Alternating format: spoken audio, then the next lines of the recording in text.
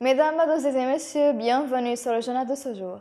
La salle des opérations de l'opération du Sud du commandement général a demandé aux citoyens et aux pêcheurs se rendant dans les zones désertiques à proximité des montagnes El Harouj et dans toutes les zones du sud-ouest de cesser immédiatement de s'y promener afin de préserver leur sécurité.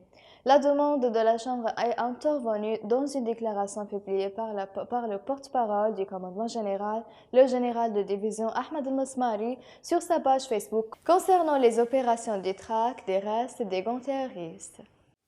Le membre du comité militaire 5+5, le général de division Khayr Timimi, a nié avoir fait des progrès dans la mise en œuvre de la clause d'exclusion des mercenaires et des forces étrangères de Libye qui rentre dans le cadre de l'accord de cessez-le-feu signé entre les deux parties de la conflit il y a environ 8 mois à Genève. Timimi a ajouté qu'il existe un consensus complet parmi les membres du comité militaire conjoint sur la nécessité d'achever la mise en œuvre de tous les termes de l'accord de cessez-le-feu, en plus de l'exclusion des mercenaires et des forces étrangères des territoires libyens.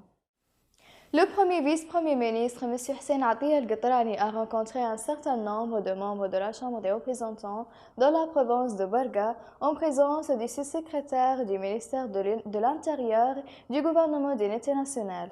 Il s'agissait d'un suivi des performances du gouvernement d'union nationale et des avantages convenus lors du forum de dialogue politique à Genève, à partir duquel l'accord politique a immigré et la formation du gouvernement d'union nationale.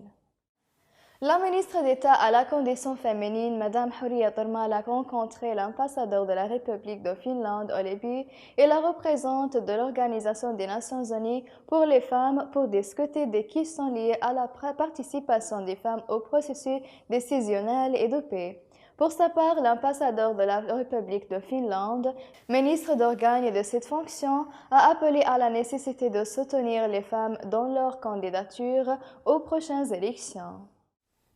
La mission d'appui des Nations Unies au Libye annonce son intention de tenir une réunion face-à-face du Forum du dialogue politique libyen en Suisse pour la période du 28 juin au 1er juillet. Cette rencontre est l'occasion pour les membres du Forum d'élaborer des propositions qui féliciteront la tenue d'élections nationales le 24 décembre 2021, notamment en ce qui concerne la passe constitutionnelle nécessaire aux élections, et la mission exprime sa gratitude au gouvernement suisse pour avoir généreusement accueilli cette réunion. Mesdames et messieurs, la fin des résumés. Merci de m'avoir attiré votre attention et au revoir.